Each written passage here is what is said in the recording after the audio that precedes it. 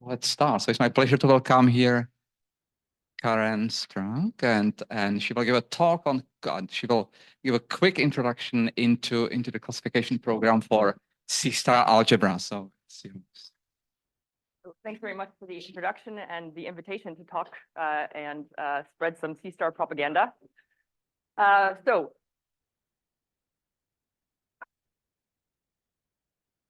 this is the classification theorem.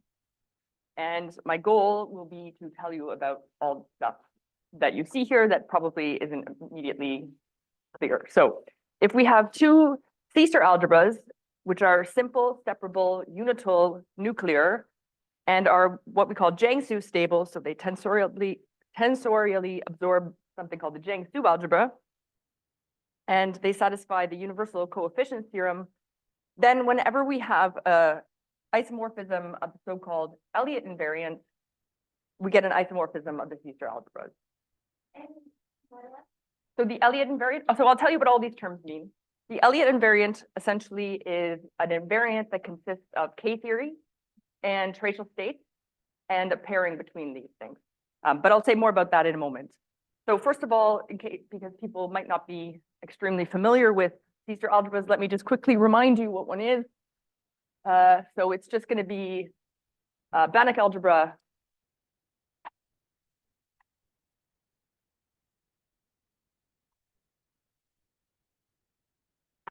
with an involution.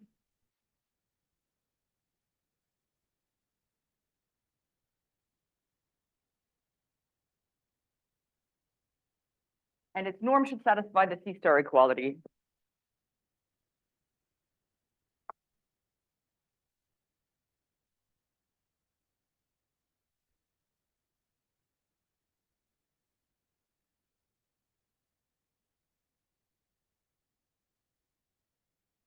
We want that A star A is always equal to the norm of A squared.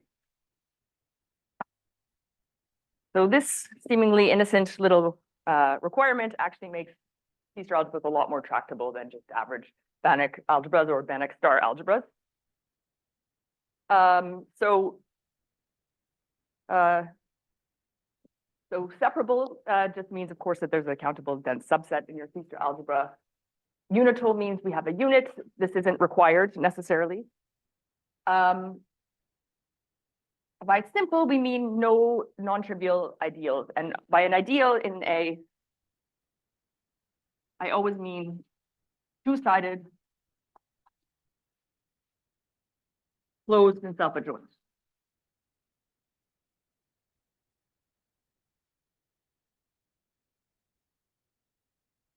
So some very standard examples, which are useful to think about a lot. First is just the matrices, which I'll just denote by Mn. This is always over C here. This is a C-star algebra. The star is just the adjoint, and the norm is just the operator norm. So we have a matrix A, and this is going to be the soup of all vectors in C to the n, with norm at most 1 of AX. And of course, more generally, we could actually take H to be any old Hilbert space.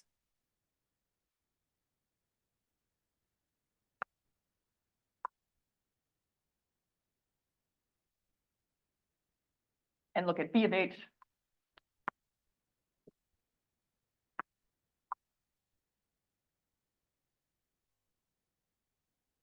Again, with taking adjoints of operators, and the norm is defined the same way. Now, Mn is always going to be simple, but B of H is simple if and only if H is finite dimensional. Otherwise, it has an ideal. It has the ideal of compact operators.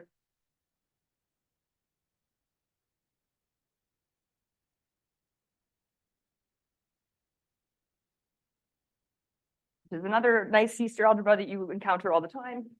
And it's an example of a non-unital C-star algebra. So for the most part, yeah, so I will denote them by K, but I always, when I write just as K, I mean on separable Hilbert space. So Yeah, here's an example of a non-unital C-star algebra, but for the most part, I'll be concerned with unital C-star algebras. Right. So another standard example is take X to be a locally compact Hausdorff space.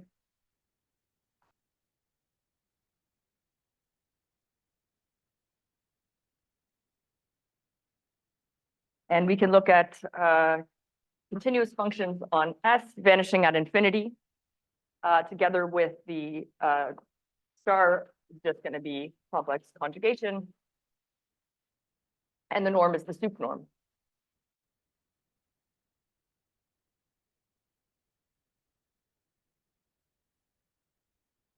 So this is, of course, a commutative C-star algebra. And compared to B of H or Mn, which are highly non-commutative. And you sort of think of these as being the two far reaches of the C-star algebra world. And most C-star algebras are somewhere in between. So another example I should maybe mention is any closed star subalgebra of B of H.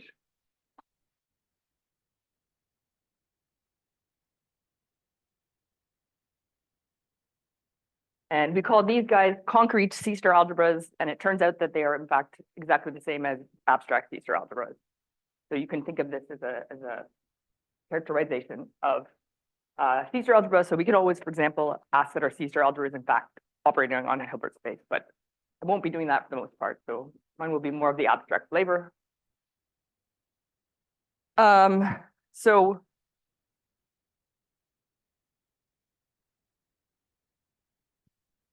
yeah, so basically there's always a faithful representation of an abstract C-star algebra on a Hilbert space. Yeah. And that's a very nice theorem, actually, but I probably won't have much time to say anything about it. Right, so these guys are unital if and only if X is compact.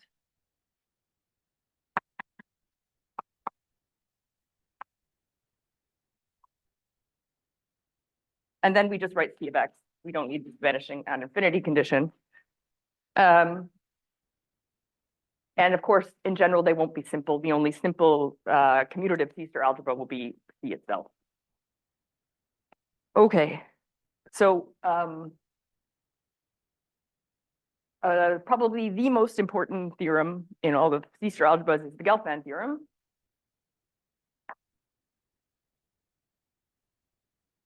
Which tells us that any commutative C-star algebra is necessarily of this type.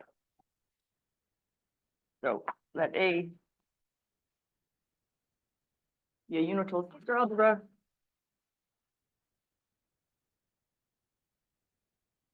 And we can define its space of characters. These are algebra maps from A to C.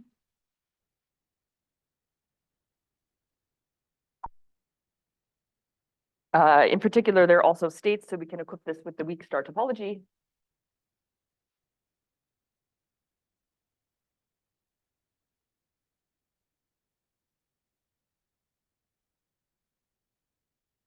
And this will be compact Hausdorff.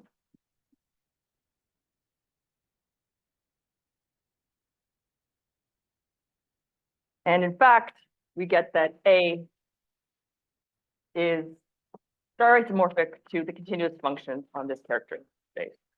So this is often called the spectrum of the commutative C-star algebra. And of course, if you start with something C of X, then you get a homeomorphism with the character space.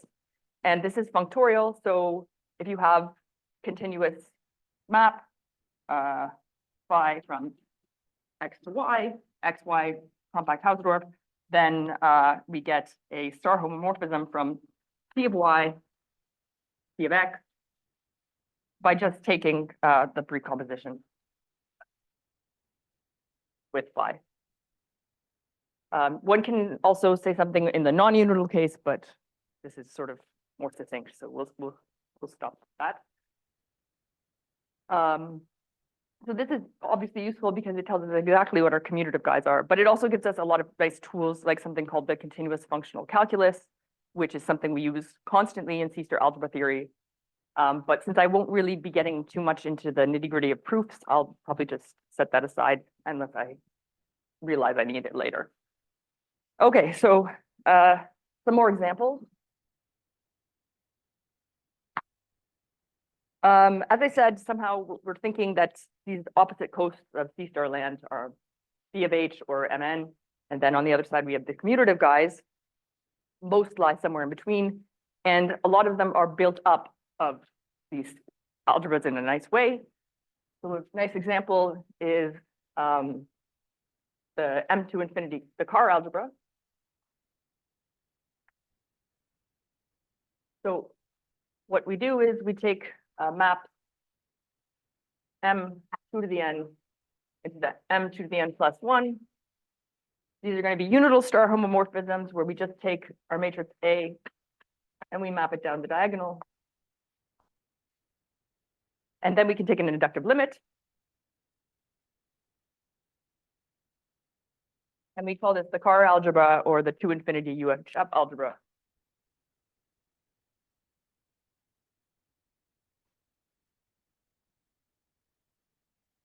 And this is another example of a simple C-star algebra.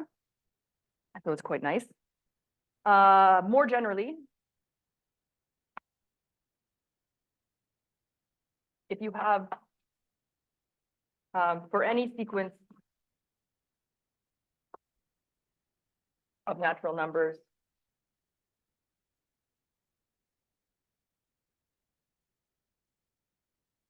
such that nk divides nk plus 1, then you can define a map of this sort. So phi n from mnk to mnk plus 1.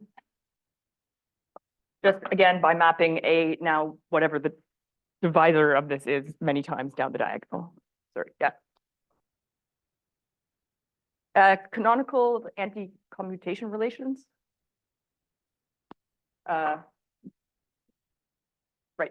Just by mapping this nk plus 1 divided by nk times down the diagonal. And one can take an inductive limit again. And this is called a UHF algebra. UHF stands for uniformly hyperfinite. And these, again, will always be simple unital C-star algebras. Now, in fact, these are quite nice because they were really the first examples of C-star algebras that were classified in a suitable sense. And this was done by Glim.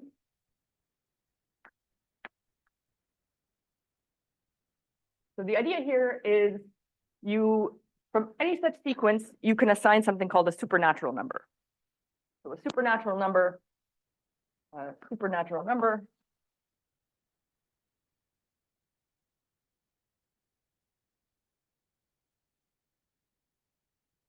it's a generalization of a natural number where we have some product of primes.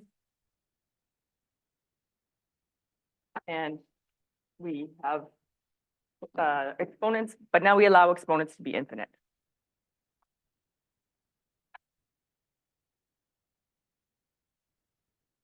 So my n includes 0, by the way.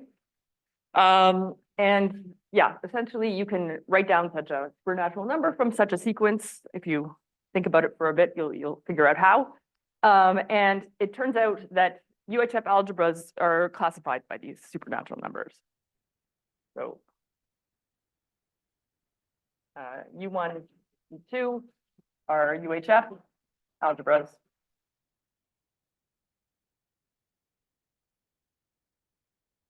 Then they're isomorphic,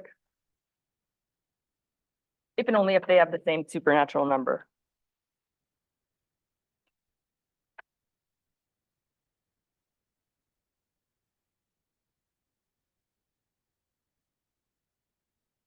So for example, this Carr algebra M to infinity, its supernatural number is to infinity. So Kp is 0 for all primes except for P2, in which case it's infinity.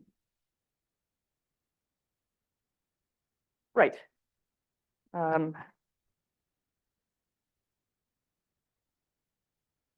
So generalizing UHF algebras are something called AF algebras. on the board.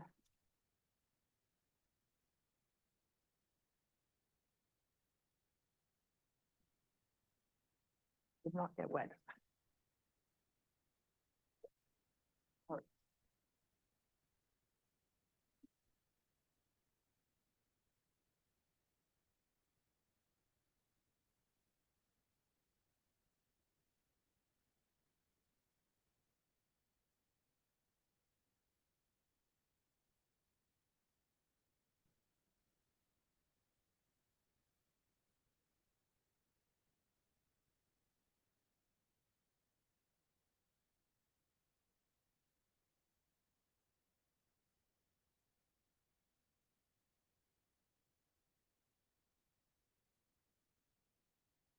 AF stands for approximately finite. So what we've done here is we are taking direct limits of matrices. More generally, you can take direct limits of finite dimensional C-star algebras. And it turns out that all finite dimensional C-star algebras are always just direct sums of matrices.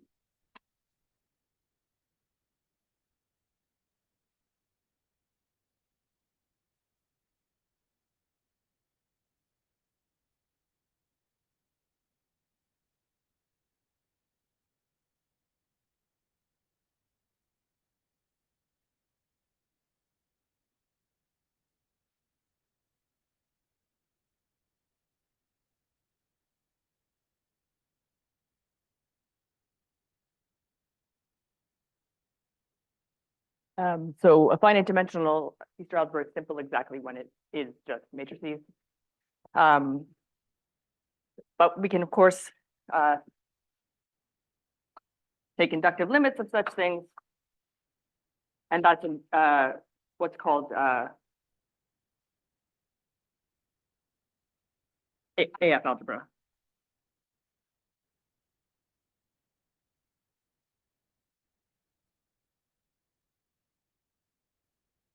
Okay, so now it's obviously much more difficult to associate some sort of number like we did for the UHF algebras. However, these were also able to be classified by now a slightly more tricky invariant. And the first classification of such things is due to Bradley.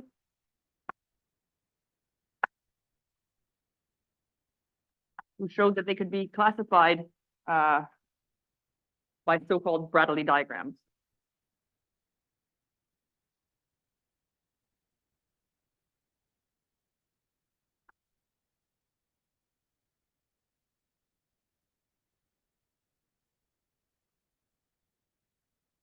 So in some sense, this isn't really that far from a supernatural number. The idea is sort of similar. What you have is you have a graph where at each vertex you have vertices for the different matrix blocks. And then you go to your, so this is say F1, and then we have F2 down here, and it has some other bunch of matrix blocks, and you put arrows between them, tell you how things get mapped from one to the other. So some matrix block maybe gets put twice in here, and then these guys go like this, or something like this. You have this thing, and there are various moves you can do on these things that will preserve the isomorphism of the AF algebra that you get in these. And so if your Bradley diagrams are isomorphic in this suitable sense, then so are the C-star algebras that you get. So, I mean, for example, the car algebra is very simple. We have M2, and then this maps twice into M4, maps twice into M8, et cetera, et cetera.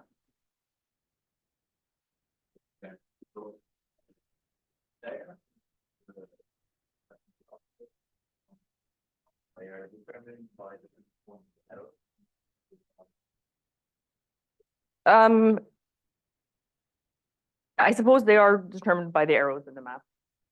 But basically, I give you an inductive limit and you write this down. So essentially, you have this information, I guess. Basically, yeah. Yeah. And then you can do, as I said, certain moves, like, for example, we could get rid of M4 and just map directly into here, and still our limit would end up being the same thing. Yeah. So yeah, and there are other things you can do with your Bradley diagrams, and they, as I said, these classify AF algebras. Okay, this is not this is very nice, but also, I mean, you don't necessarily want to write down a whole quantum diagram every time you come across an AF algebra. So what George Elliott did was make this into what we might think of as a more modern approach to the classification of C-star algebras. And this is where our Elliott invariant will first pop up in a smaller form.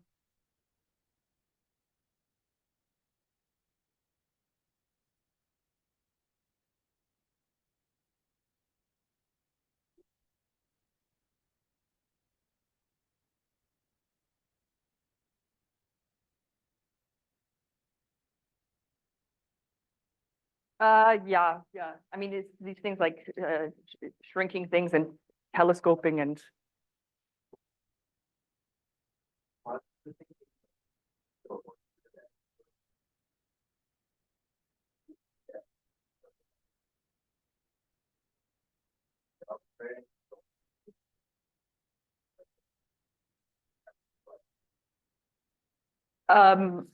Yeah, I mean, that's the point, right? Like, you don't need to have all of the 2 to the n's in there, and yeah.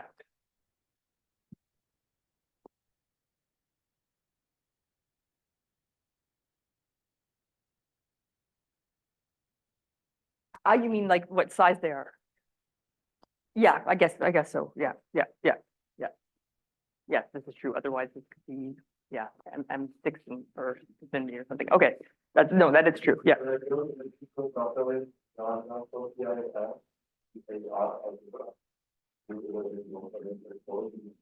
Yeah. This is, yeah. So it's, yeah, for the UHF algebras, it's always going to look something like this, right? But the diagrams can be a lot more complicated for arbitrary AF algebras. One thing I should mention about UHF algebras, because it might come up later, is that there's a sort of distinguished one, which we call the universal UHF algebra.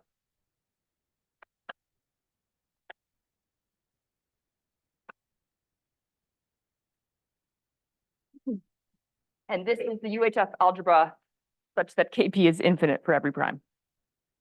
So it's somehow very big compared to the other guys. Okay, so yeah. I think so, yeah.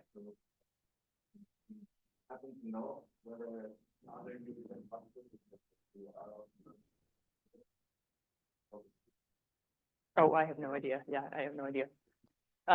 Right, so building on Bradley's results and sort of trying to make this more succinct, we have Elliott's AF classification.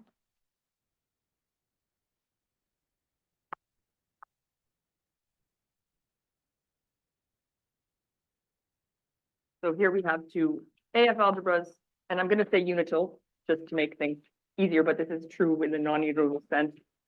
The non-unital case to modulo a few changes. Then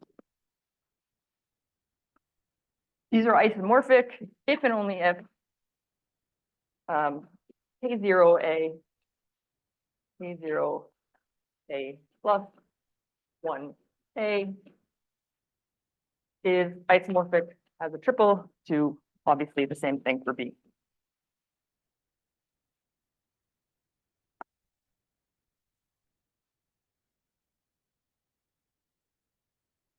And this is the first of, there's 6 terms in the Elliott invariant over there. These are the first 3. So basically the other ones don't carry extra information for the AF algebras. But of course, this was only known later. This was done first. This kicked things off, if you will. Okay, so let me tell you about K-theory for C-star algebras.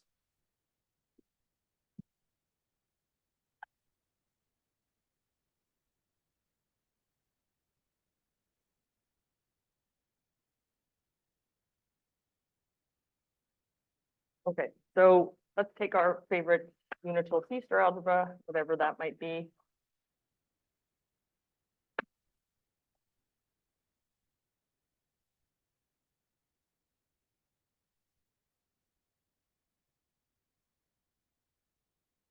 Then P is a projection if it's a self-adjoint idempotent.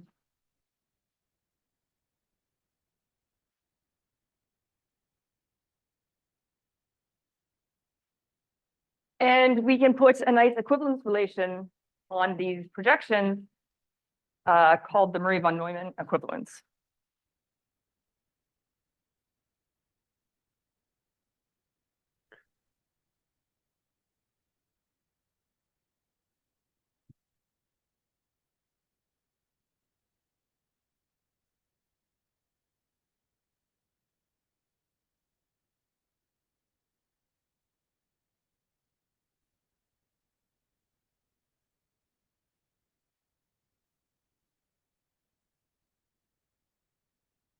They're Murray von Neumann equivalent if there exists partial isometry.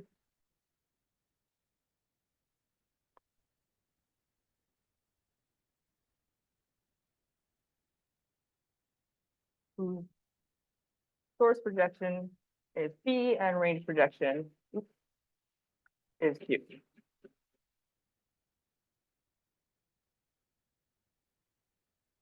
Okay, so this is an equivalence relation.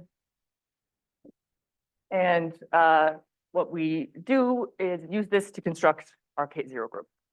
So we want this to eventually be group, but one can't normally add projections because you can only add, I mean, you can add two projections, but it won't necessarily be a projection unless the projections satisfy PQ equals QP equals 0. So that if they're orthogonal, that's fine.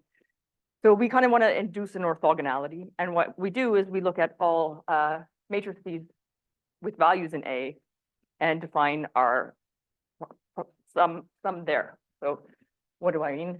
So we'll put P infinity of A will be projections now in M infinity A, which is just the union of Mn A, where we think of Mn A sitting in Mn plus A by just mapping things into the corner. And then we look at Murray von Neumann equivalences here. And we can now define an orthogonal sum on these things. So we have P plus Q is defined to be PQ. And it turns out that if you can, in fact, add P and Q, so if they are orthogonal, then this will be Murray von Neumann equivalent to P plus Q 0. So we're still capturing the sum at these levels. And it's also true that this P plus Q is isomorphic to, or sorry, equivalent to Q P. So this is an abelian, this makes this into an abelian semigroup. And K0 will then be the Grothendieck group of this.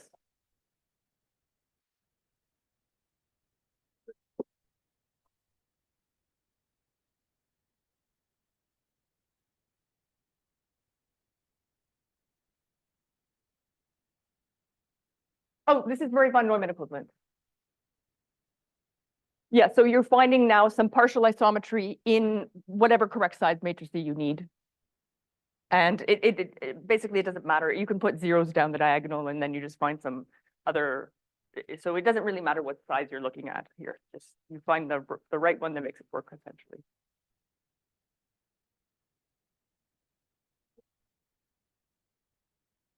Yeah.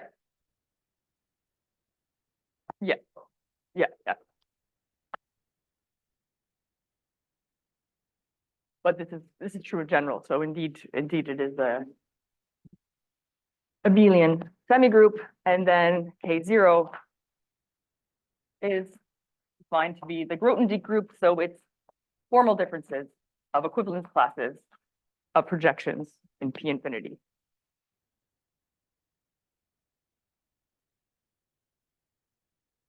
And this square brackets denotes this Murray von Neumann equivalence relation.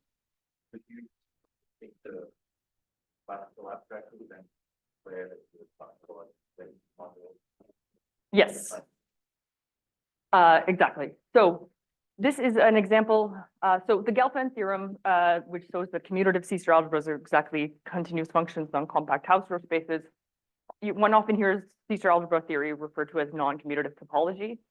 And this is because a lot of topological things can be imported into this non-commutative world, and this is exactly one of them. So if A happened to be C of X, then this will give you, this will be isomorphic to the K0 group of X. So this is built out of vector bundles over X. Vector bundles correspond to projective modules. So your projective module means you have, your module is something of the form projection cutting down C of X plus N, this free module. And then this projection is exactly what you're getting in here.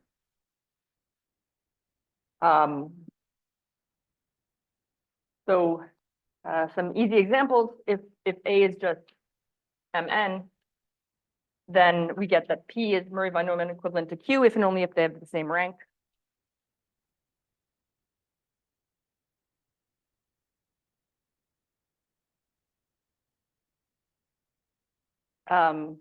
Now, for K0 or even for this semigroup, we're looking at all matrices over Mn. So this cannot distinguish between any matrices. So the all K0 of Mn is the K0 of C for any matrix.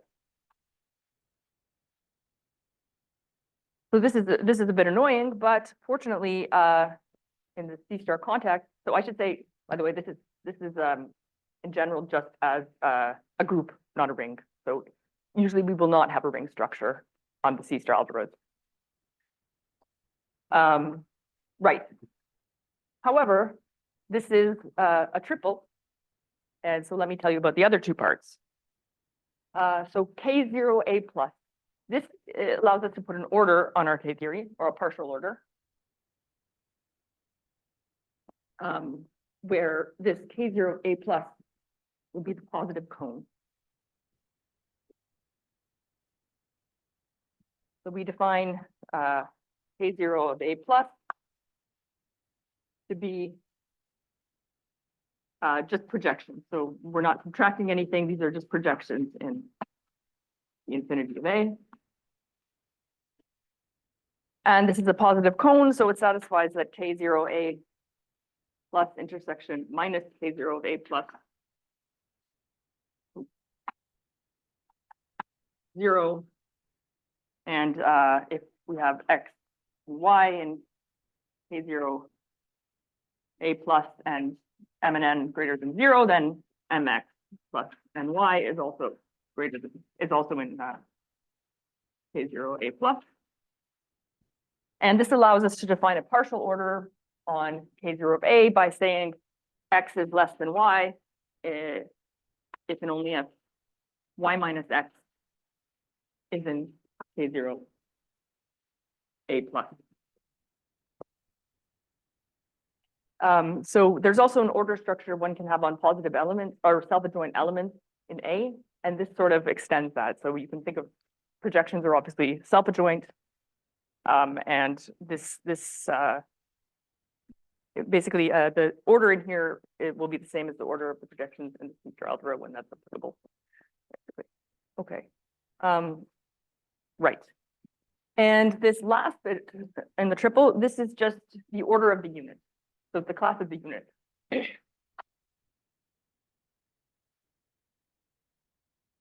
And this is called an order unit.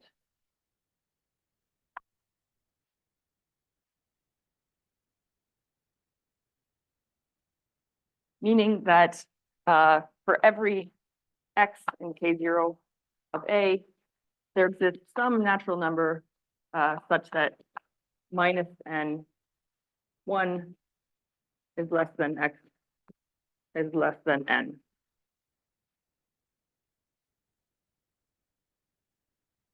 And now we see that when we are taking into account something like this order unit, we can now distinguish different matrices. So now we have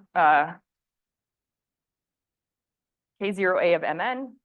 Well, this is the K0 group, again, is just going to be based on the ranks. So we're going to get Z. The positive cone will just be what you expect. So it's going to be Z greater than or equal to 0. And now the order unit will be N, because this is the rank of the unit. And now we can tell the difference between Mn and MM. And this is somehow key for what George Elliott does, because he's able to first show that these classify, this K0 group classifies finite dimensional C-star algebras, and then he does some sort of intertwining argument along the inductive limit to get the isomorphism of K0 at the end. Right, and this is using some important facts, which I will just quickly jot down.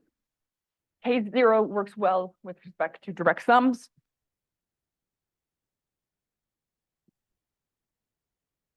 So we have that.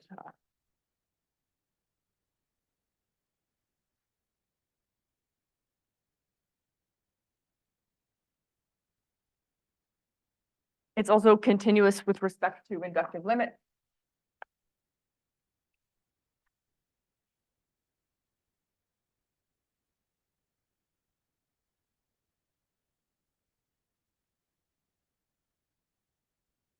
And so these along with what we've just observed here are basically what goes in to showing that we can get them for finite dimensional algebras and then AF algebras. So this K theory is useful. Okay, what do I want to say next?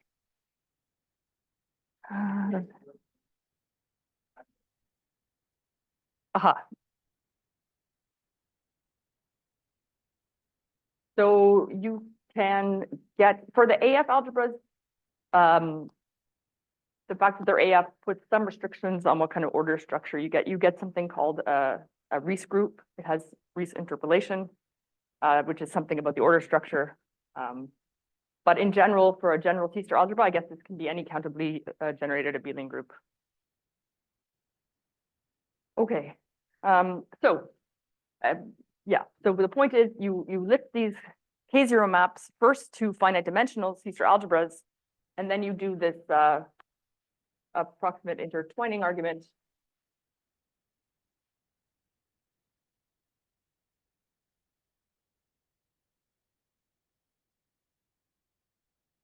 So these are our two inductive limits. And the idea is you build maps like this along this limit so that you get isomorphism at the end. Okay, so that's very nice. That worked for AF algebras.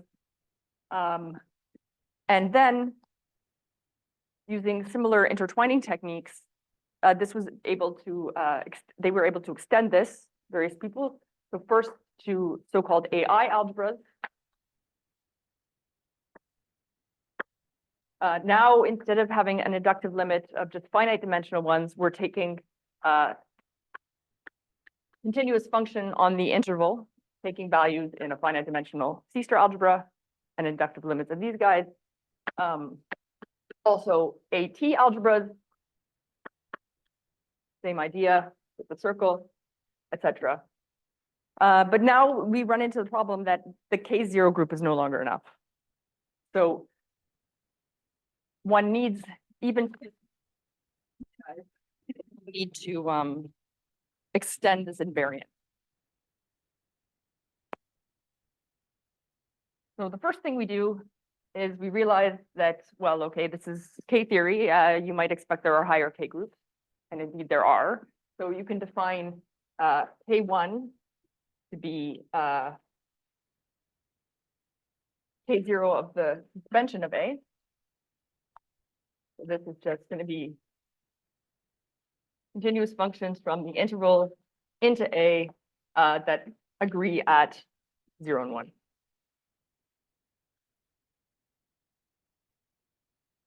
And it actually turns out that you can describe this in sort of more C-star algebraic terms directly in A by now looking at unitaries over all matrices of A. So I guess I should write unitary group of Mn and A. And modding out by homotopy equivalence.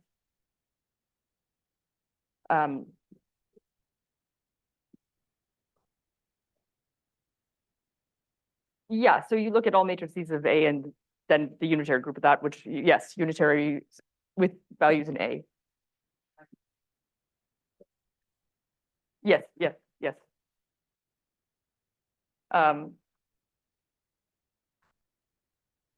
Homotopy, and then again, you could define this orthogonal sum where you have U.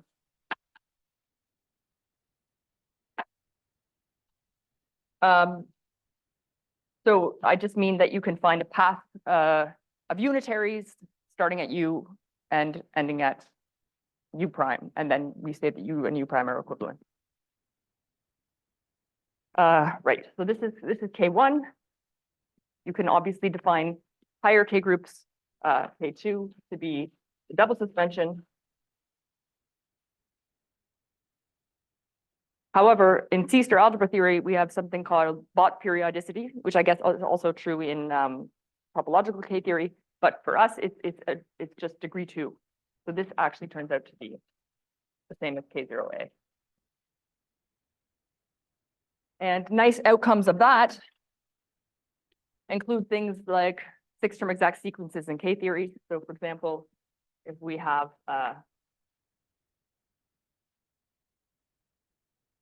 something of the form this, then we get a 6-term exact sequence in K theory.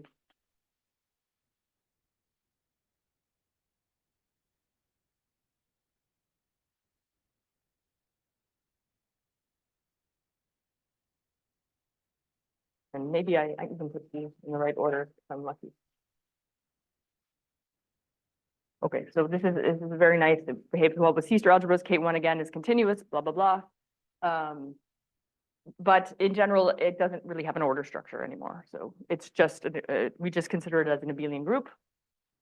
And then the last thing we need for the Elliott invariant is the tracial state space.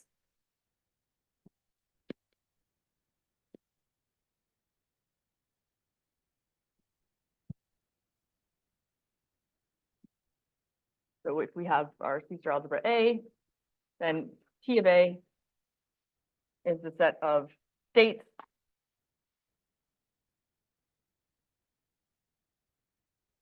and it should also satisfy that tau of AB equals tau of BA for every A, B, and A. This is in general a showcase simplex.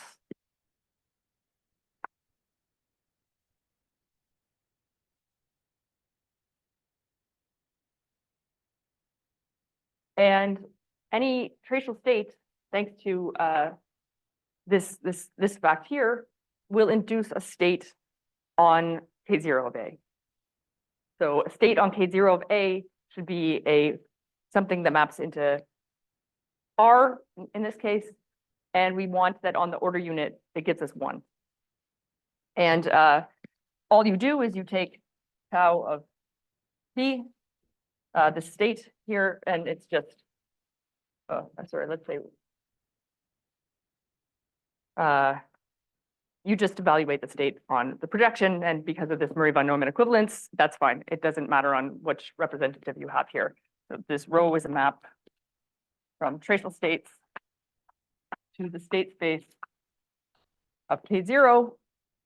I guess we also want them to be positive. So this should also map the positive cone into the positive reals. But that happens because our tracial states are positive. And then this is the Elliott invariant.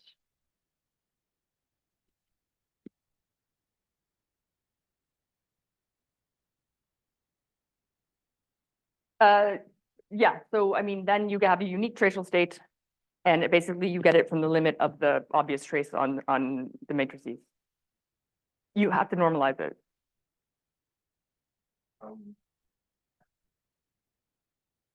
I mean, so yeah, these are all states. So I guess I don't mean the trace, I mean the normalized trace on Mn.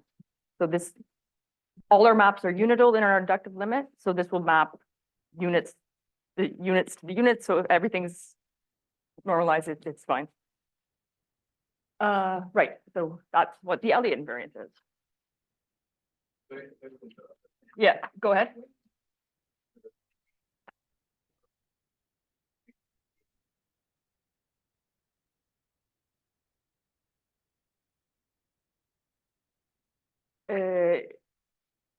In what sense do you mean? Like, sure, okay. Right, right. Yeah, I mean,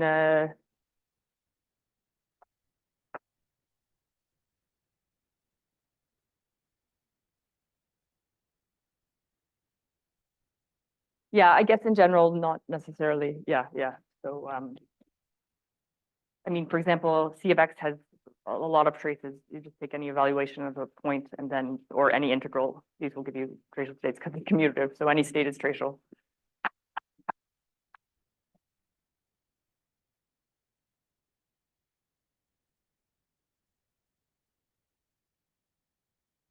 Okay, so this is our Elliott invariant, this tuple.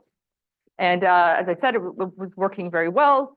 After AF classification, I was able to produce a lot more classification results. And this led to Elliott conjecturing that we called the Elliott conjecture, which says that all simple separable unital nuclear C-star algebras are classified by this. So classified up to isomorphism.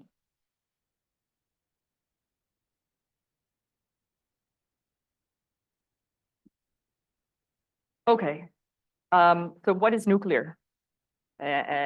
Nuclear is essentially an approximation property. It means you have good finite dimensional approximations for your C-star algebra. Basically, you have C-star algebra is nuclear.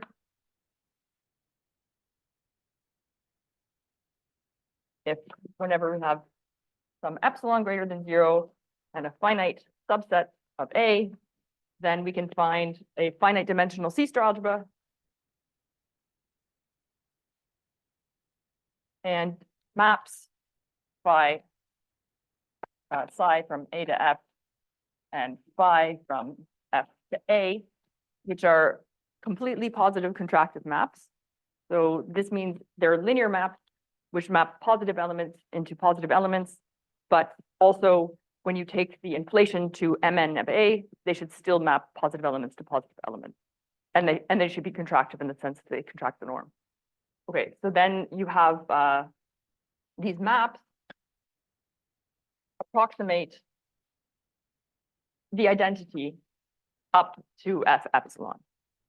So this, we get an approximately commuting diagram mutes on F epsilon. In other words, we want that phi of psi of A minus A is less than epsilon for every A in this finite set. So in particular, star homomorphisms are always CPC maps. So for AF algebras, you can actually do this by star homomorphisms. So they're all nuclear. But another nice thing is that commutative C-star algebras are all nuclear. And essentially, to see this, you take your, so if you have C of X, then you find a partition of unity of X, and your map from A to F will be just, so you have, say, 0, 0, 1 is a nice space, and you take some partition of unity.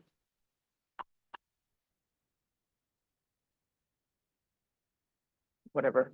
Then your map down here is just going to be evaluation at some point in these open sets.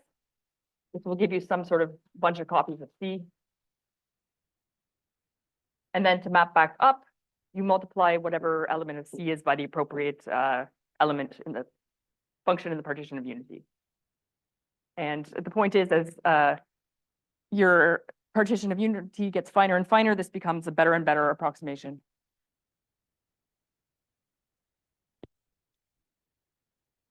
And yeah, just as it's very useful in topology when you can find a partition of unity, you can think of this as a non-commutative version of having a partition of unity, which is why it's so useful. So all of the examples I've given you today so far have been nuclear. Any inductive limit of CVEC, tensor, some matrices or whatever, these are all nuclear. Okay. So that's, unfortunately, this, as you can tell, this is not exactly what I have said here. So this conjecture was proven to be false by finding counterexamples. So it turns out that we can find nuclear C-star algebras which are non-isomorphic but have the same Elliott invariant.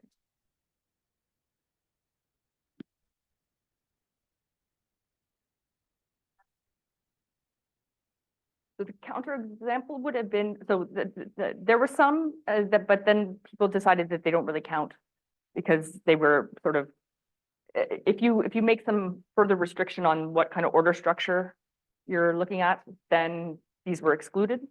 But then the real counterexample that really caused problems was this thing called the Jiang-Su algebra. And this was constructed by Jiang and Su in 1991. So yeah, so the Jiang-Su algebra.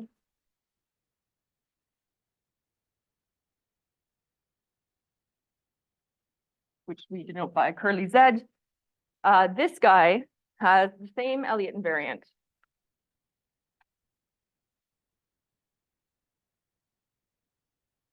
As the complex numbers. And it turns out that Elliott invariants behave relatively nicely with respect to tensor products. So if you have some nuclear C-star algebra and you tensor it with the Jiang-Su algebra, it will have the same Elliott invariant as A. And so the main counterexamples were finding guys that were not Z stable. So what these were these inductive limits of things of the form P of X, taking values in matrices. And what they did to make these counterexamples was they had the dimension of the space of X grow much faster than the dimension of the matrices. And somehow this caused problems that resulted in this. Okay, this is how much time do I have left? 5 minutes or so. Right. Okay. So because because of this, we're forced to either ask that our C-star algebras are Z stable or try to further refine the invariant. So after this, both things happened. We're looking for characterizations of when this holds, and refining the invariant. There's something called this Kunz semigroup. It's sort of a generalization of the Murray von Neumann equivalence semigroup for positive elements instead of just projections. But the problem is that if you're in this Jiang-Su stable case, so this implies, as I said, the conjecture would imply that we need to have this. Yeah, just said that. And when this holds, we call A Z stable. So whenever we're in this Z stable case, this Kunz semigroup basically contains the information of K0 and the tracial states. So you don't get anything more. You don't get anything new. Outside of the Jiang-Su stable case, it becomes too impossible to calculate that it's calling it an invariant is, it's maybe not easier than just bare-handsing an isomorphism in the first place. So it still has uses for sure, but as an invariant, it's not very satisfying in that sense that it's not computable. Okay, so in the last few minutes, let me say a bit more about this Jiang-Su algebra. So it's sort of mysterious that such an algebra should crop up. And it's kind of maybe dissatisfying in some ways. But it turns out to be equivalent to something somewhat of a more natural thing to ask. So when I was telling you about these counterexamples, these inductive limits, the problem was that the dimension of X grew too fast. So somehow these were too big in a dimension sense. And it turns out that stability is actually equivalent to something called finiteness of the nuclear dimension. So for simple separable unital infinite dimensional feature algebras,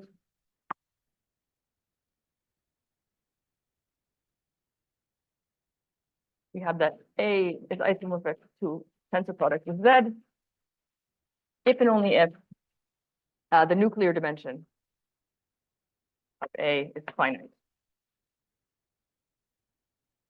So the slogan is that the nuclear dimension is a non-commutative version of covering dimension. And what it is it's a refinement of this property here. So here we're asking that you are able to find a partition of unity. Now, the nuclear dimension is saying you can always refine this so that any point in your partition of unity so if any point is contained in at most n+1 subsets of the cover. So what does that mean? How do we refine that in terms of C-star algebras? Well, we have a very similar picture. Every finite subset in A, every epsilon greater than 0. Again, we have a finite subset of, sorry, finite dimensional C-star algebra.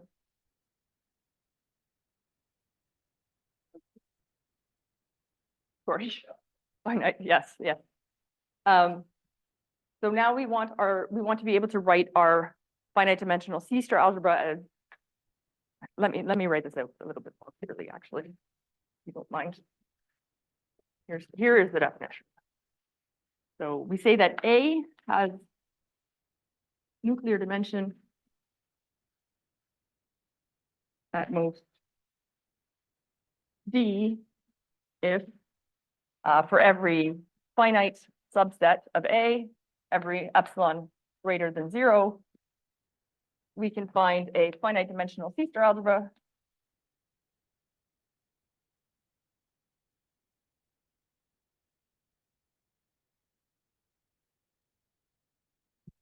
F, but now we want to be able to write it as a sum of D+1 ideals. So these are again finite dimensional C-star algebras, and mapped psi A to F, which is completely positive contractive, and A F back to A, which is now just completely positive. It doesn't need to be contractive. But we also require that whenever we are restricting phi to one of these ideals, then it preserves orthogonality. So if phi of AB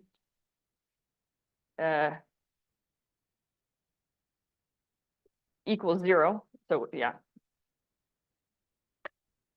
if AB equals 0, then phi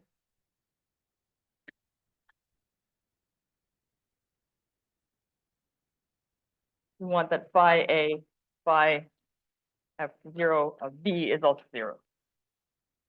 And then we have the same condition. So we want this to approximate the identity.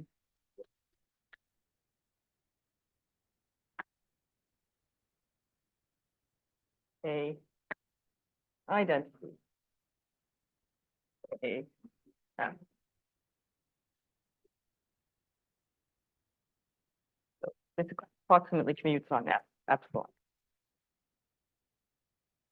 And I'm running out of time, so I'll just say that if you take our partition of unity example, you can see that, for example, you can show that the interval has nuclear dimension at most 1. And this is exactly the same as you would show it has covering dimension at most 1. And this is true in general. So if X is finite dimensional, then the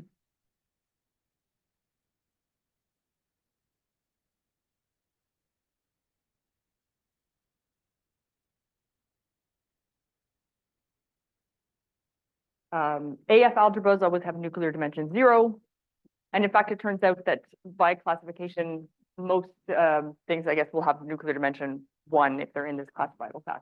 So you could actually change this and say, instead of this, you could just ask that A and B are infinite dimensional and have this finite nuclear dimension, which is sort of a reasonable thing when you think about it, because, I mean, if you're thinking topologically, somehow infinite dimensional spaces will behave quite a lot differently, and you don't necessarily expect them to be particularly tractable.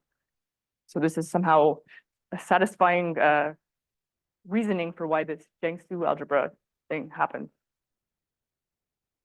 So the only thing I haven't mentioned is this UCT. This is called the universal coefficients theorem. This is something that allows you to lift results in KK theory, which is a bivariant version of K theory, to K theory. So KK theory is, again, an abelian group. You have an input of now 2 C-star algebras. And if you take KK D of A, you just get the K theory. And if you do it on the other side,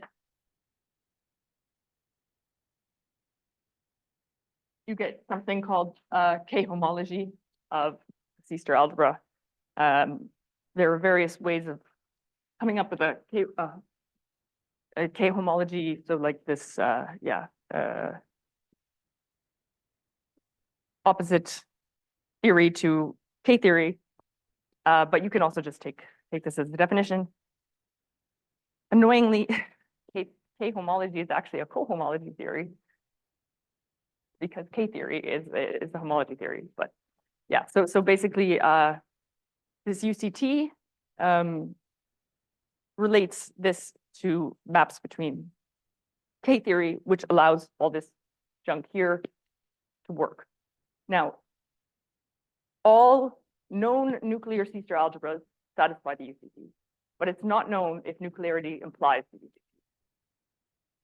And this is a big open question that people would be very happy if you could solve, but yeah, I don't even know if there's a candidate for a counterexample or anything like that, because it tends to work that anything you can build up with hands that's nuclear ends up satisfying the UCT, because it behaves very well with things like extensions and quotients and blah, blah, blah, blah, blah. So this might be superfluous, but we don't know.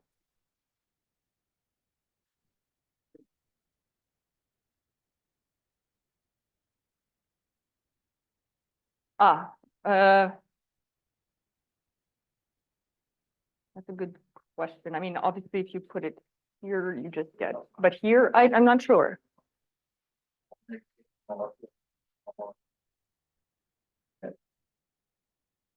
Yeah, I don't know actually off the top of my head what would happen. I usually try to stay away from KK theory because it's kind of scary to me.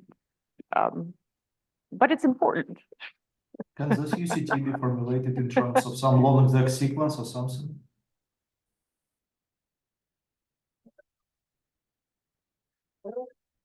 Yeah, I mean, I think it's probably good for me to stop here anyway, I think.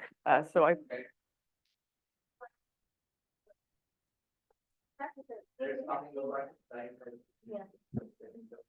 Okay, so this is the classification theorem. It's due to many people, so I haven't written any specific names down. And it came, it was a lot of building up piece by piece all these different classification results, and then finally figuring out that how the Jiang-Su rule fits in, et cetera, et cetera. So you could ask, can we go beyond this? Maybe. Unitil is no longer necessarily needed in a lot of cases. So there's a lot of results now for this paper. Yeah, I mean, I don't even know which particular paper I would point to. It's yeah. So yeah, I mean, you can definitely find this written. It probably appears in almost any paper now on classification that will mention this theorem.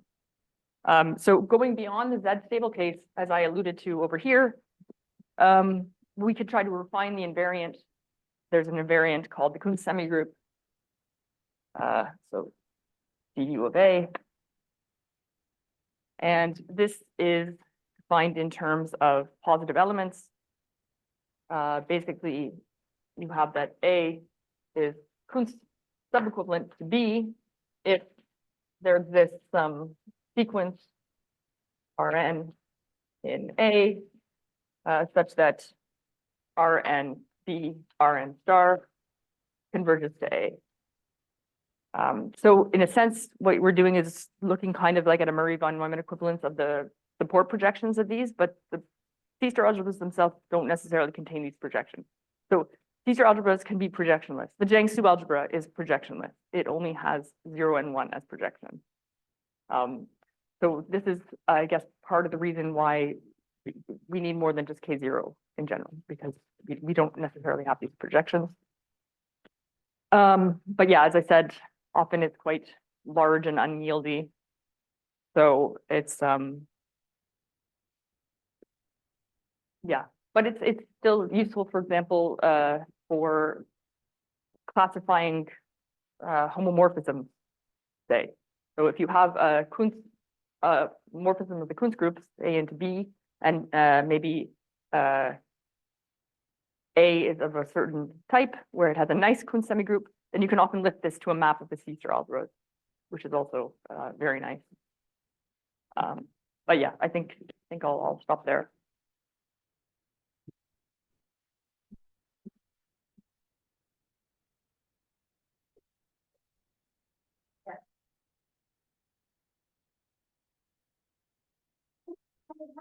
Universal theorem, because the question is yes. So first, because I got the question in chat, but I think that you already explained. So just repeat again. UTC. That's what does it mean? What is the UCT? So I mean, more explicitly, it says something along the lines of that we have a sequence that goes.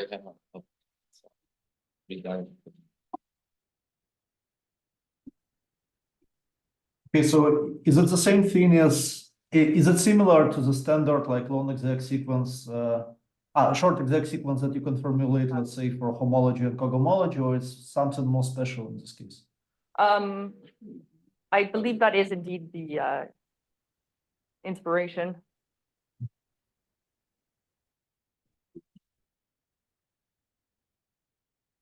So basically, these groups aren't necessarily the kind of thing you want to sit down and calculate what they actually are, but when you can find elements in KK theory, then in nice cases, they give you maps of K theory and vice versa. Oops. So the UCT says that this is exact, and we say that the UCT holds for a C-star algebra A if whenever we put anything else in there, this holds. And can you expect something like a freeness? So typically, let's say in algebraic topology, if you have a free object and X dice and you have an isomorphism, so can you expect one of this K A or KB to be free in some sense? Free in what sort of sense? As a Z module, probably. As a Z module. Oh. Yeah. Well, I mean, I suppose if it satisfies the UCT, then yeah, you can stick in something free for this and it should hold, right? So, but Yeah, no, I mean, because in general, what you're looking at is the KKAB of the A and B in that you're trying to compare in terms of this invariant. So I mean, they could be, anything really. Thank you. Another question. Okay, so there is in Zoom, there is another question. No, I'm going to make it open because it can be said. So Roland already asked. She already asked. Okay, so I will have a question. So you mentioned some dot periodicity in that 6 randoms Yep. sequence. So but this looks like complex periodicity in algebra geometry. But there is for real thing, there's real one, so which is there's 8 periodicity. So is there something analogous in here? Yeah, so you can define a theory for real C-star algebras. Okay, so what's that? So on X, if you take which functions, real valued ones? Yeah. So yeah, you can define a C-star algebra over R, I guess, if you So want. real valued functions and some complex algebra. And then, yeah, and then you do, again, you have ball periodicity, but it's like, I don't remember, 4 instead of. I think there is 2 and 8. It's in the classical case. But yeah, honestly, Sheets on not a lot has been worked on in terms of real C-star algebras. So certainly I don't really know much about them at all, other than they exist. but some other yes, Yeah.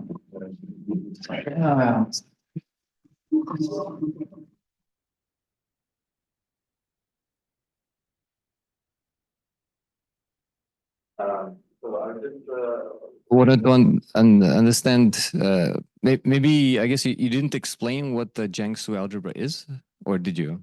Well, okay, so all I told you is that it happens to be this C-star algebra that has the same Right. K-theory C. So more specifically, it's a unital, simple, separable, infinite dimensional C-star algebra that has no non-trivial projections and a unique trace. And there's various ways of constructing this. The way Jiang and Su did it was as an inductive limit, as was the style at the time. And it's an inductive limit of these so-called dimension drop algebras. So they're pretty easy to write down, actually. A dimension drop algebra, which I'll call ZPQ. Ugh. So P and Q here are relatively prime integers. And what we do is we look at continuous functions from the interval into, M PQ. And we want some boundary conditions. So we want that F0 is in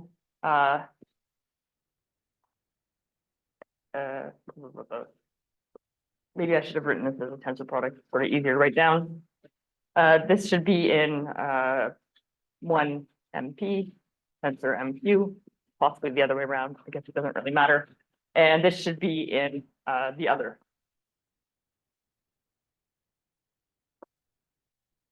So you can see that since you're asking for these boundary conditions and P and Q are relatively prime, the only projections you can possibly have in this are 0 and 1, right? And then you get a whole sequence of these guys and you write down maps between them and you take the inductive limit. And you have to be careful because, of course, this guy is not simple. So you need to do some tricks to make it simple in the limit. And you also need to make it, do some tricks to make it unique trace in the limit, essentially. So you kind of want to, in some sense, shrink the interval along the limit to get you something simple. And K-theory is preserved by inductive limits, or it's continuous with respect to inductive limits. So the guy you get out at the end, again, has no projections and this this K-theory that looks like. Right. Okay. So my follow-up question is about these limits, because you're here you're talking about simple algebras and these algebras that appear in limits, like functions in matrices, right? They're not simple. Yeah. So like what is it that you need to do to the limits to make sure that the limit is simple? Like So essentially what you need to do is you map, so your matrices are getting bigger. And what you do is you do some similar thing where you're mapping matrices of the correct size into whatever blocks, but then you want to take a lot of point evaluations as part of those maps. And so the putting in enough point evaluations essentially is what gives you something simple at the end. you mean you require the functions to vanish at a bunch of points? So you might take something like, so you map F and you want to map this into something from here to some bigger matrices size. So you might take, I don't know, F composed with some functions that are, from taking this to the next, well, other way around, I guess, from whatever your next space is down to here of appropriate size, and then you put in just you take some points and just put a point evaluation as well. Okay, so these So maps these are have like functions, have sizable kernels, Yeah. like Yeah, in yeah. the maps in the inductive diagram. Okay. And okay, can you give an example? I guess the like matrix algebras don't belong to this class. That's right. And well, can you give an example of something that belongs to this class? So obviously the Jiang-Su algebra, it does all these AF algebras do. More generally, inductive limits where the spaces have bounded dimension. These are always in there. Okay, but those inductive limits, who cares? No one wants to know about those. Other things that are in this class are if you take homeomorphism on your space X,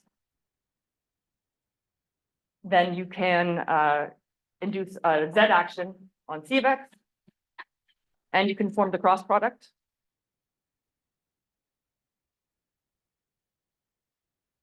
So these will always have finite nuclear dimension if X is finite, X has finite dimension, and slightly more generally, but if then X is less than infinity, then this guy has nuclear dimension less than infinity. And if alpha is a minimal homeomorphism, so all orbits are dense, then this will be simple. So anything of this sort, again, is in there. There are also, if you're familiar with things called the Kunz algebras, they're also in there. There's a way of assigning a C-star algebra to a directed graph. When those are simple, they should be in there as well. You said the AF algebras are Yeah, they belong to this class, so like CR is in there. Okay, all right, thank you.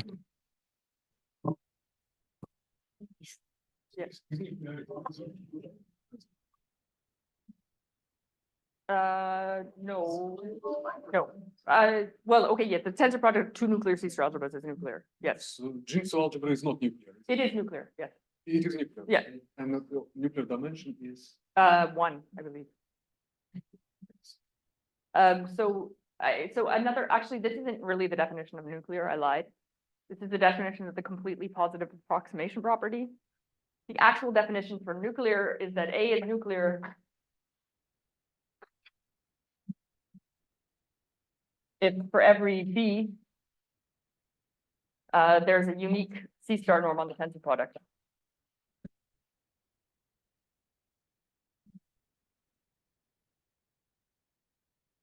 So in general, taking tensor products of C-star algebras is kind of a messy affair. You have more than one way to complete the algebra tensor product into a C-star algebra. So there's like the minimum tensor product, the maximum tensor product, but for nuclear ones, they all agree. So you don't have to tell me what type of tensor product you're using here. Yeah, so from this, you can immediately see the tensor products of nuclear C-star algebras are again nuclear because you can just take another tensor product.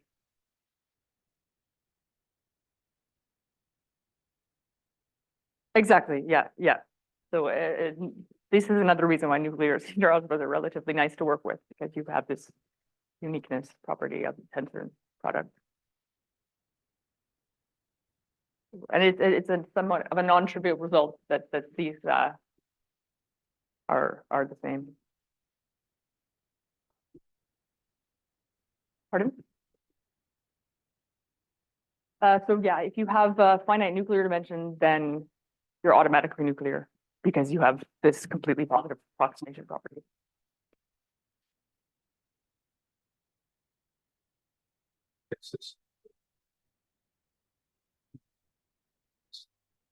So the Jiang-Su algebra has a unique trait. Yeah. But you could also construct different tracial simplices with these dimension drop algebras by doing a few different tricks. So, but then it won't have the same Elliott invariant as C because you'll get more the wrong tracial simplex. But these are still always projectionless teacher algebras. So such a program of underscore knowledge of we have say representation rates.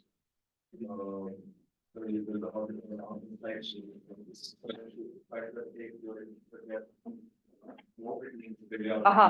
Yeah. Yeah, that is true. Yeah.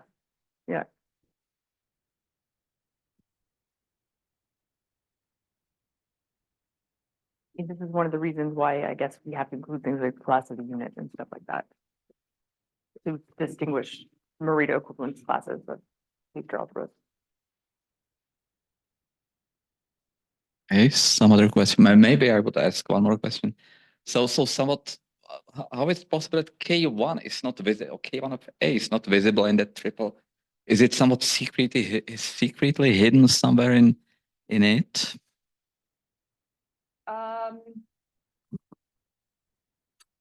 So the K1 of an AF algebra is always 0. K1 of what? An AF algebra is always 0. So Yeah, but is it always 0 for a general simple separable? Like... Yeah, for a general one, I guess did I erase what the Elliott invariant actually was? No, right here. Yeah, so it includes K1 in general. But AF algebras have K1 equal to 0. The Jiang-Su algebra also has K1 equal to 0.